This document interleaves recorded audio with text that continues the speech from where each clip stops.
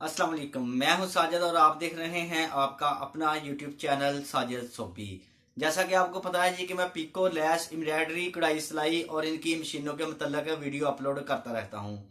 तो जी आज जो मैं वीडियो बनाने वाला हूं वो जुनून 8200 के ऊपर वीडियो बनेगी जी। इसका जो ये वाला बूट है इसके ऊपर वीडियो बनेगी जी। ये कौन सा बूट है जी, परेशान होने की बात नहीं है कोई भी, ये आम सा बूट है। अभी इसको मैं आपको खोल के दिखाता हूँ जी। ये इसके साथ एक एल्की सा राड लगा होता है, ये आपको बूट के साथ मिलेगा। इसके साथ आप क्या काम कर सकते हैं, ये एल्की वाला राड है क्या काम करता है, और ये आम सादा बूट है ए वाला जी, सिलाई वाला सादा बूट है जी।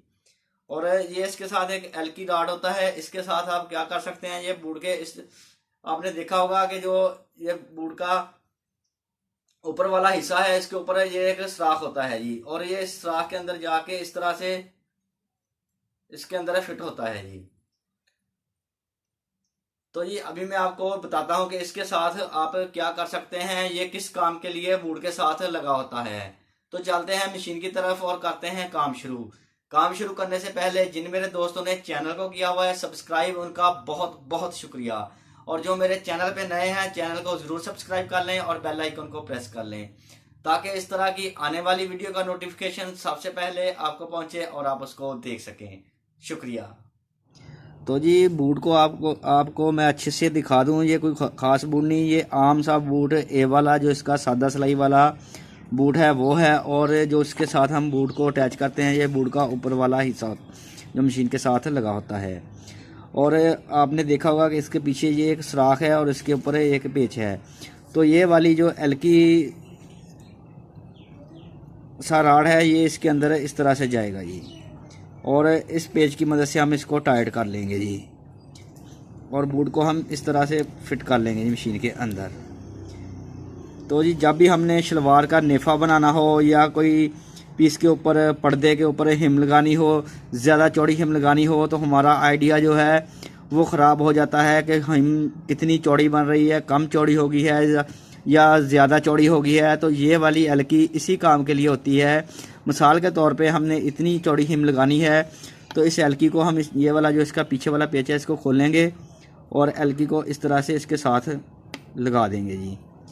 इस तरह से लगाने के बाद ये वाला पेच हम टाइट कर देंगे जी, और इस तरह से अब हम हिम बनाते जाएंगे और मशीन हमारी जो चलती जाएगी, तो जो हमारी हिम है वो हमें आइडिया रहेगा कि वो बिल्कुल एक साइज़ में बन रही है, वो ना तो मोटी होगी ना बारीक होगी।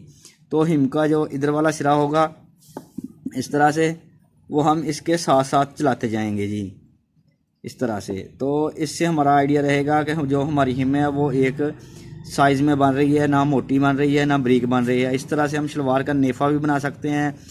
पर्दों के नीचे बड़ी बड़ी जो 4-4 इंची 5-5 इंची वाली हिम होती हैं वो वाली भी इसके साथ लगाएंगे तो वो बिल्कुल सीधी लगेगी। आपका जो हिम का दबाव है वो कम ज़्यादा नहीं होगा। तो उम्मीद करता हूँ कि आपको इस बूट की समझ आ गई होगी। तो मज़ीद इसको अच्छे से देखने के लिए चलते हैं मशीन के ऊपर और मैं आपको ये वाली हिम लगा कर दिखाता हूँ।